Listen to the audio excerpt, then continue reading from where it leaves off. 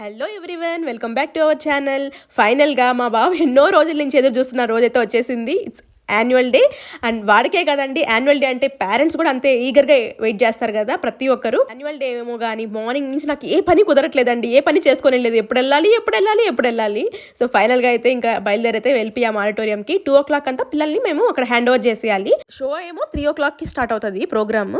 But మేము అయితే ఇంకా సీట్స్ కావాలి కదా, అందుకని చెప్పేసి ఫస్ట్ వెళ్ళి మాకు వీడియోకి ఎక్కడ ఎగ్జాక్ట్గా ఉంటుందో అక్కడ కూర్చోవాలనుకున్నాము. ఇంకైతే ఇక్కడ ఈసారి చెప్పాను కదా వాయిస్ ఆఫ్ ఇండియా అని చెప్పేసి. సో మా బాబు అయితే వేరే వాళ్ళకి ఏ సింగర్ డాన్సెస్ పర్ఫామ్ చేస్తున్నారో వాడు ఇంకా ఎక్స్ప్లెయిన్ చేస్తున్నాడు అక్కడ. నార్మల్గా వీళ్ళు ఎవ్రీ టైం ఒక స్కూల్లో ఆర్గనైజ్ చేస్తారు యాన్యువల్ డే, బట్ ఈసారి మాత్రం ఎందుకు ఆడిటోరియంలో కండక్ట్ చేశారనమాట. అండ్ ఫైనల్గా మేము ఎదురు చూస్తున్న ఈ గ్రాడ్యుయేషన్ సెరమనీ అయితే స్టార్ట్ అయిపోయింది.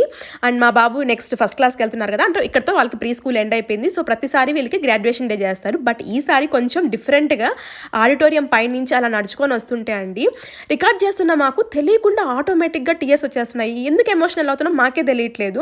It's not because of my child, but అక్కడ చూసిన ప్రతి ఒక్కరిని అలా అనిపించింది నాకు. అలా నడిచొస్తూ ఉంటే లిటరలీ నేనే అనుకున్నాను, మా హస్బెండ్ కూడా లాస్ట్కి ఎమోషనల్గా అయిపోయారనమాట. ఇక్కడ చూసారా మా బాబు, సో తను మమ్మల్ని ఎతుకుతూ ఉన్నాడు ఎక్కడ కూర్చున్నామా అని చెప్పేసి. ఇంక ఫైనల్గా చూసి హాయ్ చెప్పేసి వెళ్ళిపోయాడు.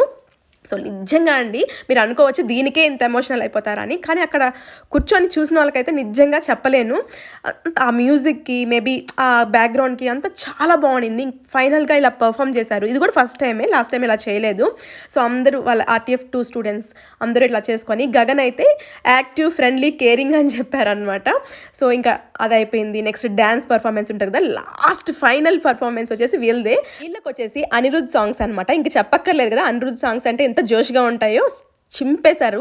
అండ్ ఆ వీడియోస్ అని నేను ఫర్దర్గా పోస్ట్ చేస్తాను. ఇంక ఈ మ్యామ్ వచ్చేసి ఆ మెయిన్ గగన్ వాళ్ళ స్కూల్కి CFO. సో ఆ మ్యామ్కి కూడా చాలా ఇష్టం గగన్ అంటే. సో నేను ఫొటోస్ తీసుకున్నాను.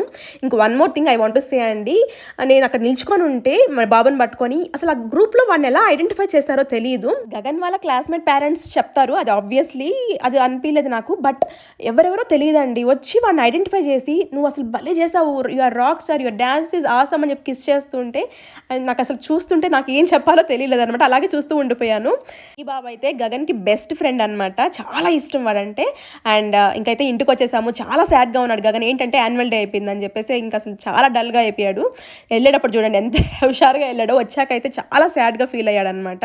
అలా యాన్యువల్ డే అయితే కంప్లీట్ అయిపోయింది. నెక్స్ట్ మంచి వీడియోస్ పోస్ట్ చేస్తాను. Please stay tune to V3. By.